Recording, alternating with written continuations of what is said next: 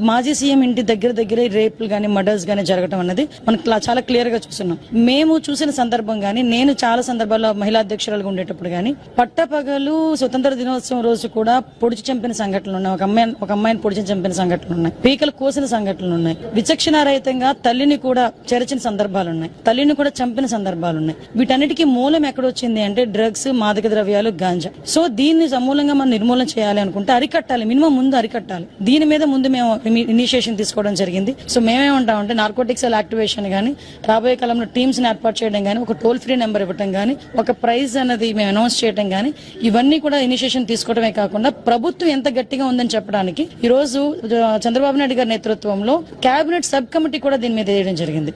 ఒకటి మాత్రం చెప్తున్నా, ప్రభుత్వం మారింది, మీరు మారాలి. డ్రగ్స్ ఎవరైతే సరఫరా చేస్తున్నారో వాళ్ళకి చెప్తూ మీరు మారాలి. అంతేగాని మేము సప్లై చేసాము, మేము బెయిల్స్ మీద బయటకు వచ్చేస్తున్నాము, ఇలాంటి అపోహలున్న వాళ్ళు ఆటోమేటిక్ గా మీ బెయిల్ ఏదైతే ఉందో మీకు వచ్చినా కూడా తిరిగి రీకాల్ చేసి మేము మళ్ళీ మిమ్మల్ని అరెస్ట్ చేసే ప్రొవిజన్ అయితే డిపార్ట్మెంట్ లో ఉంది. మళ్ళా మీరు అదే ప్రయత్నాలు కనుక చేసినా దొరుకుతారు, కంపల్సరీగా దొరుకుతారు. నేను ఎందుకు ఏంటంటే పబ్లిక్ పార్ట్నర్షిప్ చేయాలి. ఇందులో ఒక పోలీస్ డిపార్ట్మెంటో లేకపోతే ప్రభుత్వమో దీని మీద ఇనిషియేషన్ తీసుకుంటే సరిపోదు. డెఫినెట్ గా పబ్లిక్ రెస్పాన్సిబిలిటీ ఉండాలి, పబ్లిక్ ఇనిషియేషన్ ఉండాలి, పబ్లిక్ ఇన్వాల్వ్మెంట్ ఉండాలి.